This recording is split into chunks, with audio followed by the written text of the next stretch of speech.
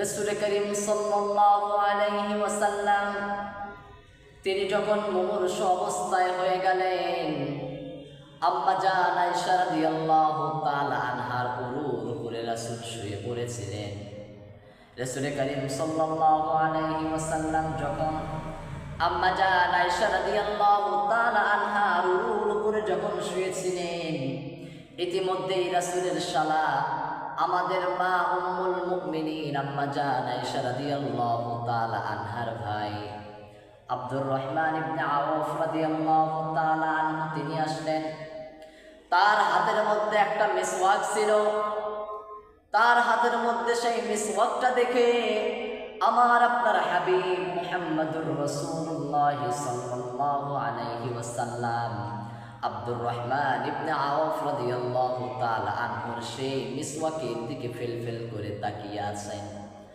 আম্মা জান আয়েশা রাদিয়াল্লাহু তাআলা আনহা বললেন, ওগো হাবিব, ওগো আমার স্বামী, আপনি কেন ওই মিসওয়াকের দিকে তাকিয়ে আছেন? আপনি কি মিসওয়াক করতে চান? আম্মা জান আয়েশা রাদিয়াল্লাহু তাআলা আনহা যখন রাসূলকে এই কথা বললেন, রাসূল করিম সাল্লাল্লাহু আলাইহি ওয়াসাল্লামের জবান দিয়ে কোনো কথা বের হয় না। তিনি কথা বলতে পারছেন না। তিনি চোখ দিয়ে ইশারা করে বুঝিয়ে দিলেন, ওগো আয়েশা, আব্দুর রহমান ইবনে আওফের হাতের মধ্যে যে মিসওয়াকটা আছে তুমি সেই মিসওয়াকটা আমার মুখের মধ্যে দিয়ে দাও। রাসূল কথা বলতে পারছেন না।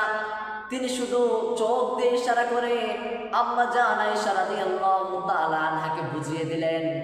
আম্মা জান আয়েশা রাদিয়াল্লাহু তাআলা আনহা আব্দুর রহমান ইবনে আওফ রাদিয়াল্লাহু তাআলা আনহুর হাত থেকে সেই মিসওয়াকটা নিলেন। নেওয়ার পরে কি করলেন? রাসূলকে যে দিবে, রাসূল তো চিবিয়ে নরম করবে, সেই শক্তি তো রাসূলের শরীরের মধ্যে নেই, ঠিক কিনা? রাসূল যে চিবিয়ে মিসওয়াকটা নরম করে নেবে, রাসূলের তো সে শক্তি নেই।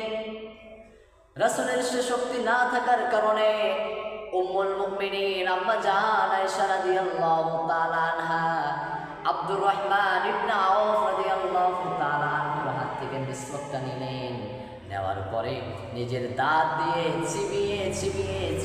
চিবিয়ে নরম করে সেই মিসওয়াকটা রাসূলের মুখের মধ্যে দিয়ে দিলেন। সুবহানাল্লাহ।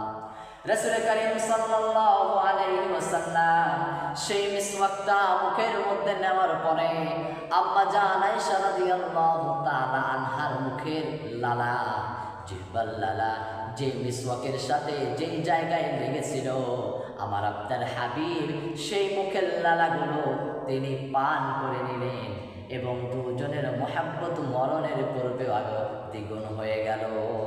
সুবহানাল্লাহ।